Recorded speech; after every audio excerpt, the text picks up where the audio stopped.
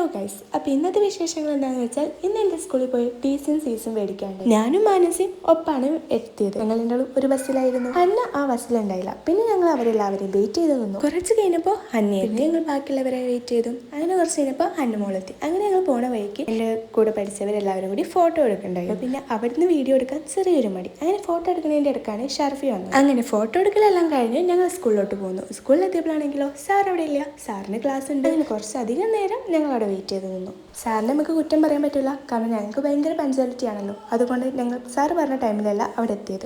അങ്ങനെ കുറച്ച് നേരത്തെ കാത്തിരിപ്പിനൊടുവിൽ സാർ വന്നു. ഞങ്ങൾക്ക് ടിസിയും സീസിയും എല്ലാം തന്നു. പിന്നെ എന്തൊക്കെ ചെയ്യുന്നത് ചോദിച്ചു. അങ്ങനെ അതൊക്കെ കഴിഞ്ഞ് അവിടെ നിന്ന് നേരെ ഇറങ്ങി ഞങ്ങൾ ഫുഡ് കഴിക്കാൻ പോയി. ഞങ്ങൾ കുറ്റിപ്പുറം പുതിയ വന്ന ഷോപ്പിൽ നിന്നാണ് ഫുഡ് കഴിച്ചത്. ഞങ്ങൾ മന്തിയാണ് ഓർഡർ ചെയ്തത്. മഷ്വി മന്തി എന്നാണ് അതിൻ്റെ നെയിം. ഓക്കെ ആണോ എന്ന് ചോദിച്ചാൽ കുഴപ്പമില്ല, ചിക്കൻ ഭയങ്കര ടേസ്റ്റ് ഉണ്ടായിരുന്നു. അങ്ങനെ ഞങ്ങൾ അവിടെ എത്തിയപ്പോൾ അവിടുത്തെ സ്റ്റാഫൊക്കെ പള്ളിയിൽ പോയിട്ടുണ്ടായിരുന്നു. അങ്ങനെ കുറച്ച് ടൈം അവിടെ വെയിറ്റ് ചെയ്തു. അപ്പോൾ അതിൻ്റെ ഇടയ്ക്ക് ഞങ്ങൾ കുറച്ച് ഫോട്ടോഷൂട്ടൊക്കെ നടത്തി.